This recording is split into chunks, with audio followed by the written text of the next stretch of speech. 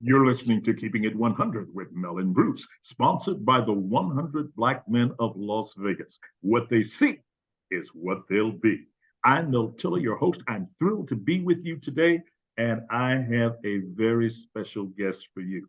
Her name is Punam Mathur, and she is the executive director of the Elaine P. Wynn and Family Foundation. Punam, welcome to the show. Hey, Mel, let's keep it 100. That's the way. It's let's honor just to be keep, with you. Honor to be let's with you. keep it 100. You all do such wonderful work. Please tell everybody exactly what the Elaine P. Wynn and Family Foundation does. Well, thank you. So now we're in an elevator, so I'll give you the elevator version, right? All right. Elaine Wynn, who was the former wife and partner of Steve Wynn. So there's a couple of buildings on the strip bearing her last name. So this is her family foundation. So she's made a commitment to actively give away the wealth that she's accumulated. And so that is my privilege, is I get to take action against that intention, right? Yes. And so for us as a foundation, there's really two big bets, if I can just use the parlance of a win reserve win. There's two big bets. The one thing that we spend a lot of time working on is how to help babies, kids, K-12, who are attending schools who are just being beaten up by the unrelenting headwinds of poverty. Yes. So we are big investors in those organizations that provide the wraparound services to those babies so that they can actually move out of fear and benefit from an education. And you and I both know that when we talk about headwinds of poverty, there's a really unconscionably disproportionate impact to our boys and girls of color. Yes. And so it is for us as much an anti-poverty journey as it is a social justice journey. And that's a big bet for us as a foundation. The other thing that we get up at 2 a.m. thinking about is the arts, because Elaine loves the arts and believes that it's really a way to unleash the imagination, the potential of kids. And so we support actively and heavily organizations that are working in Title I schools, that are exposing babies to dance, to music, to expression. And so those are our two really big bets. I love that. Talk to me about this passion, and how is it that someone who is so comfortable, has so much money, actually wants to spend time and spend their money helping others? Yeah, it's a great question, Mel. I don't know, because I'm not that rich, so I don't know. I understand.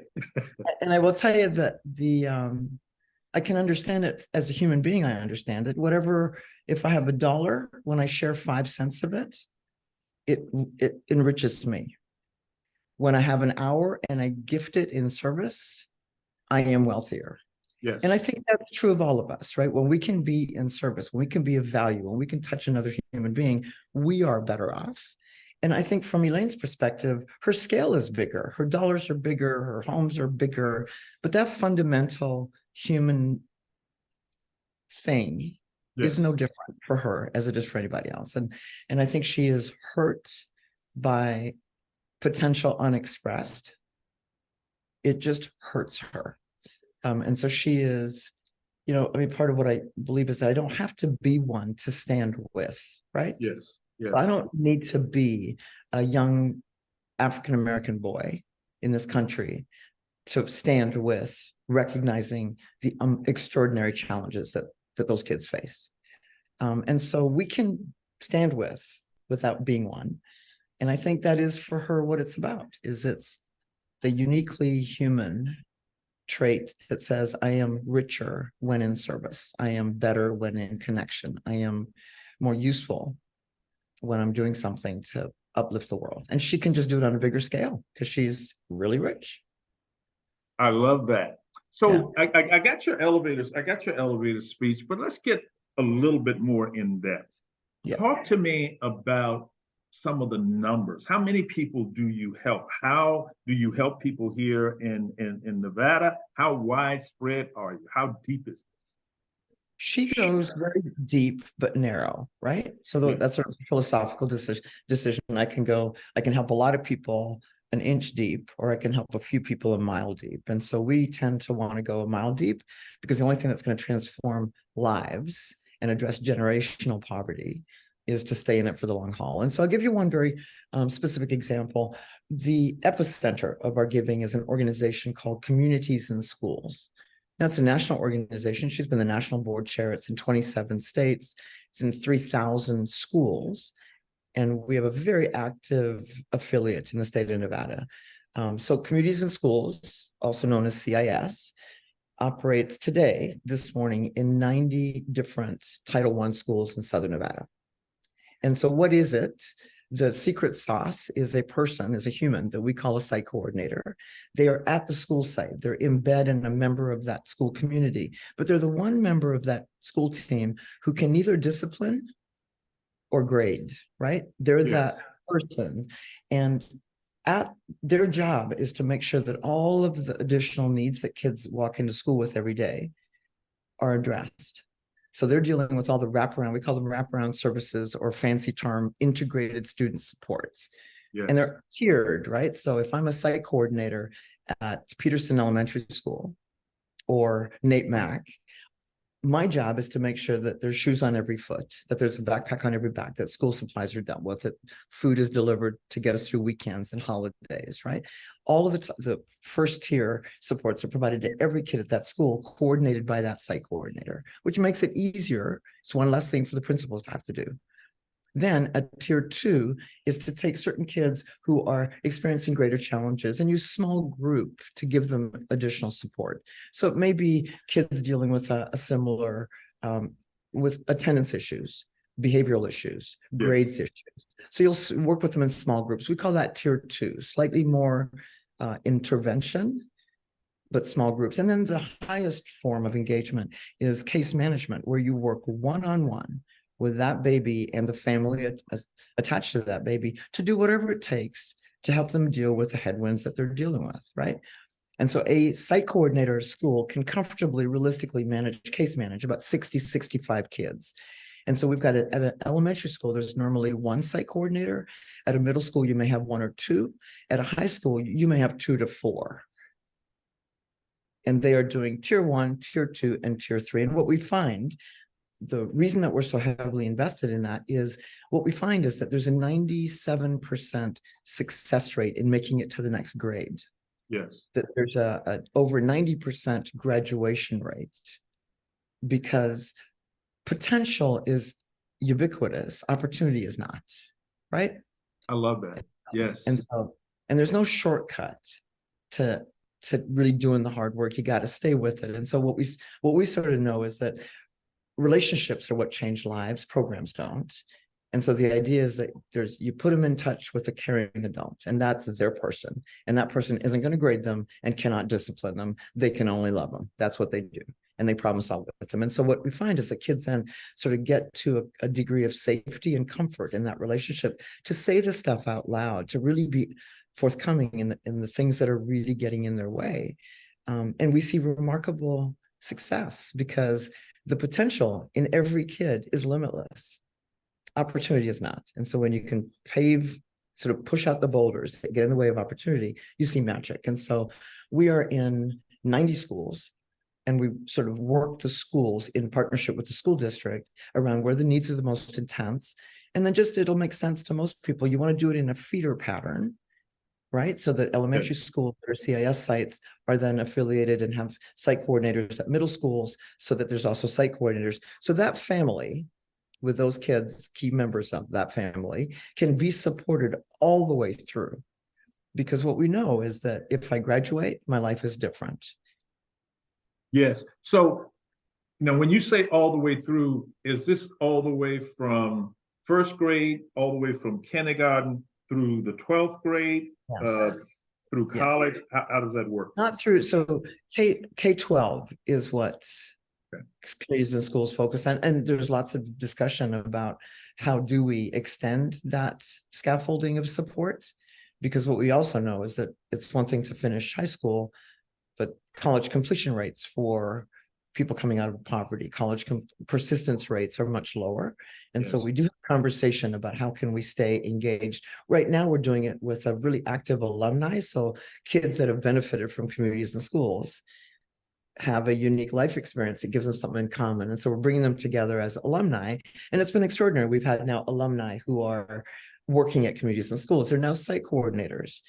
And so they have a very special relationship with kids because they can relate completely, right? Yes. And ironically, and maybe beautifully, at the national level, the CEO of Communities and Schools nationally is an alumni of Communities and Schools. He was supported through high school graduation on to Stanford in San Antonio, Texas. And now all these years later, he is now back at the helm of the organization that gave him his opportunity. Boy, that's a fantastic story. About how many kids do you all touch per year? I mean, it's tens of thousands. I should know that number, but I think it's about 80, 90,000 babies who are receiving the tier one supports, right? Where that site coordinators bring in whatever resources. And then the other part of it is there's so much available desire to want to help. Yes. And it's really tough to navigate it, to know where I go to get what I need. And so part of the notion of, the philosophy of communities and schools is to make that much more organized. So we work with 65 superstar partners, right? Who are doing really important things in the community, but to have their efforts coordinated by that site coordinator just makes everyone more efficient. And so, we don't do a lot of the delivery of the stuff. Three Square does an extraordinary job with food. We don't need to be a food bank, but man, when we can coordinate the delivery of the weekend backpacks or grocery giveaways at a school site, it just makes it so much easier for the children and the families that we're trying to help. How many years has your foundation done this? So Communities and Schools has been around almost 50 years nationally. We're coming up on 20 years in Nevada. And in Nevada, there's three robust places. So there's Southern Nevada, which is where the majority of our activity is. It's by far the largest of our three statewide affiliates. There's an active group. We've got active schools in Washoe County.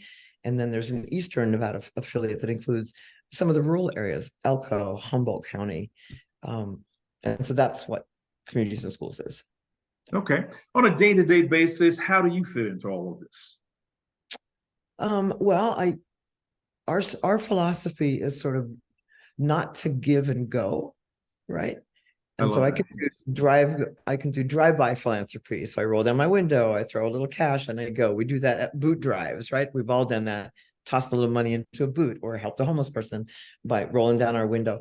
Her philosophy, though, is really to go deeper where you are. And so in our instance, normally what that means for us is that in addition to the contribution, we will get on the board and help with the leadership.